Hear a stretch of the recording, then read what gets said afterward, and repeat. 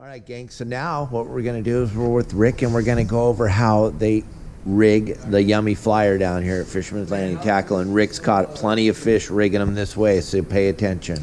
Yeah, I mean, just like everything, there's a lot of techniques that guys use. They like to use different lures, different hook sets, and the way we rig ours is the way that I've used with a lot of success on my boat, and really what this is just an adaptation of where this thing started. I mean, a lot of the popularity of fishing the Yummy Flyer came from the XL, and one of the captains, Justin Fleck and Jason Fleck, Jason in particular, started rigging this lure with a treble hook, and we used to use a treble hook that trailed way behind, and then we would attach a big J hook, or sometimes the J hook would be down. And the method that we've kind of adapted that we use here at the landing is with the use of one treble and one single. This happens to be a Mustad 7731 10-0. This happens to be an ST 7650 treble hook by owner. Again, lots of good hook combinations out there and lots of ways to rig this. This is just the way that we rig as a default method here at Fisherman's Landing. We do a lot of custom rigging, so if a guy has a theory or a different set of hooks they want to use or a different style of hook set, we'll always do that for you. Our guys are really good at rigging any custom variation, but this is how I like to rig my Yummy Flyers. We start with a 9-inch Carolina lures. All these come slotted for the hooks to be in the bottom of the lure where you can insert a hook like so, but I really like all the gear hanging from the top of the lure. So we basically will cut a little section in the top of the jig, a little X-Acto knife. Make a couple cuts like so. So I just kind of open up a little channel there, and that's just going to give my hook somewhere to sit inside of the jig like that. Next thing we're going to do is take our leader line. In this case, we're using 400 pound. This happens to be Genkai 400 pound monofilament. We're going to push that right through the nose of the jig. There's already a spot opened up in the lure.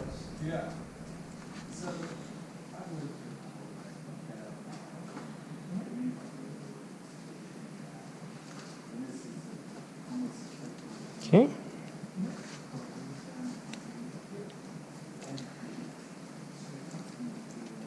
Push it a little farther. So then we're going to pull our line through, and the next thing we're going to do is now attach our forward or main hook to this 400 pound leader line. This is a double barrel crimp. This is a black copper crimp by High Seas. Run a line through there. I'll typically put some type of chafing gear, whether it be chafing tube or a chafing spring, but since there doesn't happen to be one handy, we'll just go without. Slide our hook on next. We're going to take the tag end and we're going to push it up through the crimp sleeve like so. And the next thing we're going to do is burn the end of our tag end. The reason we burn the end of this tag end is it's going to mushroom out the size of this line. So when we apply it to heat, it's going to build a ball or a mushroom. It's going to make it physically too large to pull back through the end of the crimp sleeve. Just kind of a piece of insurance in addition to the crimp itself. Cut it for a second. I need to find this guy. All right, so we're back. We got our chafing gear on there now. Little piece of chafe tube. Next thing we're going to do is we're going to hit this with a lighter. You want to bring the line into the flame, because all we're trying to do is just to kind of mushroom out the edge of that mono. We're not trying to, you don't want to get the heat too close and damage the line. People have their different theories. I hear some people say, well, I don't want heat anywhere near the end of my mono. And then you'll see other people that are just absolutely diehard by burning the ball on the end of this. And again, it goes down to there's lots of ways to do it, but this is how I was taught from our long-range fleet, and so far so good for me. So once that mono is kind of balled up there, hit it with your finger to make sure there's no heat left in it, and then pull that tag end down nice and tight to the end of our crimp. Pull the line all the way through. Our chafe tube will create a nice little loop for us like that, and that is going to be the hook, our main hook that we use for our Yummy. Next thing we need to do is to crimp this guy on here.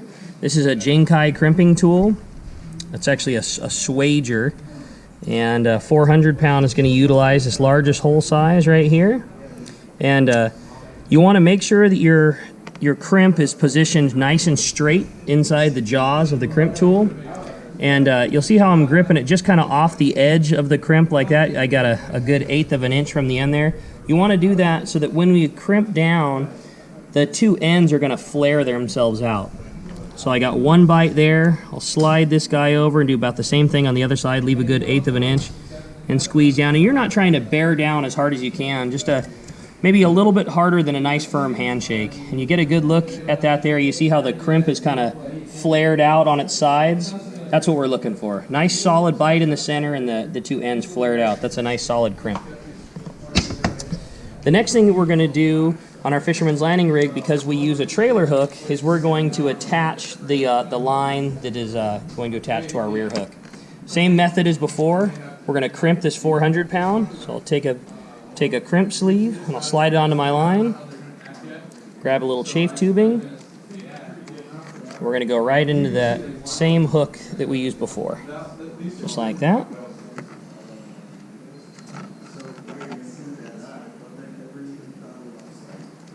Push this guy through.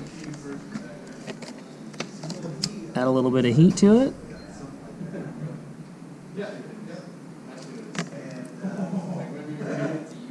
Pull the end of that guy out there. We get our little mushroom.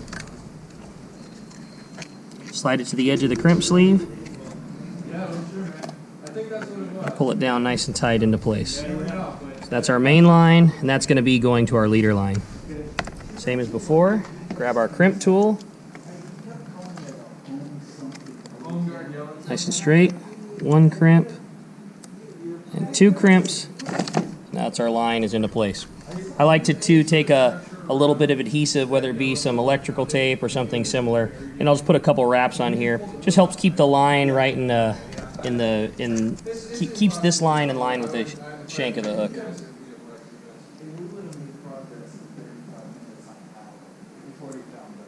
Okay.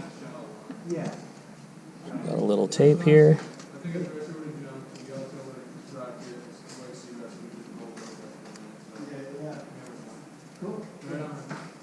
We'll just make a couple of revolutions.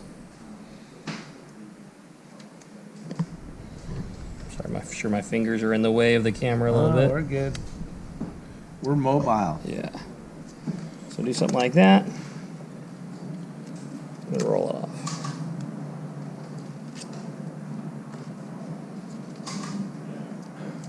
So that is our finished product of hook and leader line. Next thing we're going to do is we're going to suck all this back inside of the bait. Wet that up so that it slides through the rubber. And we're going to give this a pull. And we're going to pull this whole hook right down into the front of the bait. Until just the forward eye of the lure starts to protrude from the nose of the lure, just like that. Next thing we're going to do is attach our trailer hook, which again in this case is a 5/0 treble. Same process again with the crimping.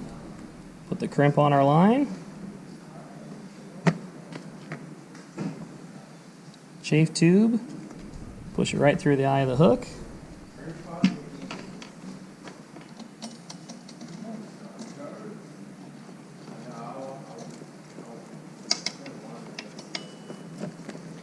At this point, we'll kind of make an adjustment to figure out about where we want our hook to be sitting. So if this comes down, it'll be sitting right there. That's about where I want it to sit, right at the back of the lure. So we'll know that that's about the appropriate spot. I usually take some pliers and just make a little mark there, so I know that that's where I want to make my burn at. I like to then slide the crimp back forward and pull this through so I have access to where my mark was, which is right there. See, that's where our spot's at. Make a cut. Protect my line so I'm not burning my the good end with my fingers. Burn our little mushroom there. Wet that down so it's not too hot. And then when we slide all this into place, our hook should end up right at the right spot there. Last thing we got to do is crimp it to make sure she doesn't slip on us. There's been plenty of stories over the years from the long range fleet of guys catching a big fish on their kite outfit and landing it, and then when they get the fish done and go to inspect their line, they realize that they never even crimped their crimp sleeve, and just by burning the ball on the end of that mono, guys have landed big fish. Yeah, wow. Yeah. So it's a really good thing. Important, especially if you're you're new to using a swaging or crimping tool and you're not too sure of yourself. Just burn that end. It'll certainly not how you want to land your 200-pounder, and I wouldn't trust it. But there's been plenty of stories of fish that were caught just by having that ball in there. So that's going to be that as far as position goes. Now we want to close up our little surgery that we made. I like to use this Gorilla Glue. We found it just works real easy on this. Run a little bead of glue in the opening there. Make sure our hook's nice and straight. Squeeze it together. If you're going to be gluing anything too, you can go on Amazon and buy like some. It's like a catalyst for your super glue, and it just will like instantly cure everything. So that glues up the channel there. For setting the hook, I'll kind of do the same thing. We just use a little bed of glue. I'll mark where that hook's going to be sitting, which is right here, and I like to just put a little bed of glue down where that hook's going to set itself up, just like that. A little dab of glue. Set the hook down right on top of that. Spray it with our little accelerator.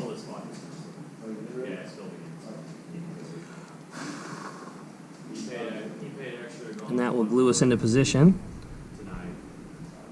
Of course, for the camera, it's not working. I mean, why would it?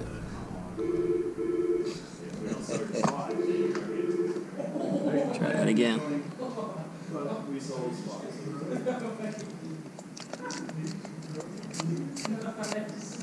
Hold it a little longer this time, not get so cocky.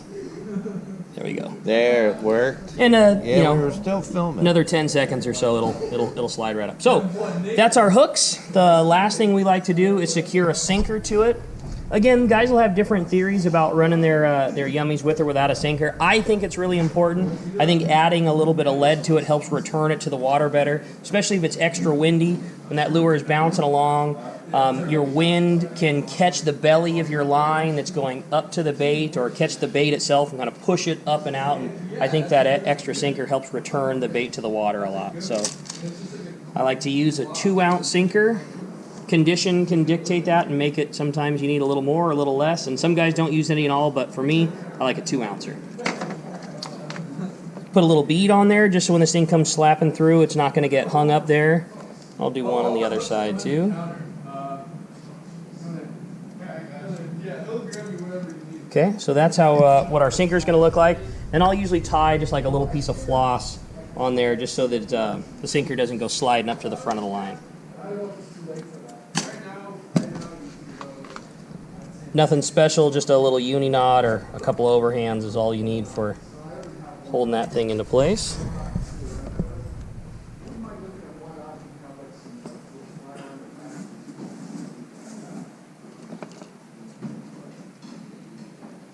Something like that, and then I cinch that up nice and tight like that.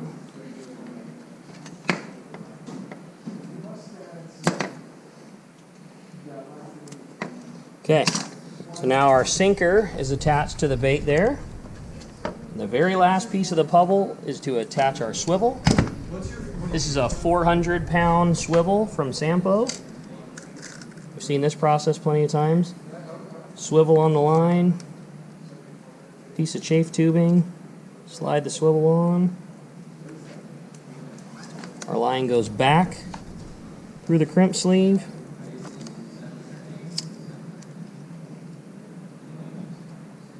Hit it with a lighter, and back she goes. Last thing we got to do is to hit it with our crimp tool.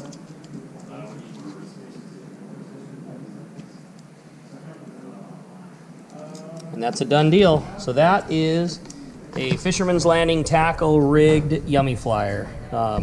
Again, there's a lot of ways to do that, but this has been used with a lot of success. The majority of our sport boats down here rig them this way, as well as a lot of successful private boaters. Not to say that there's not another great way to do it, but this has been very good for us on our boat.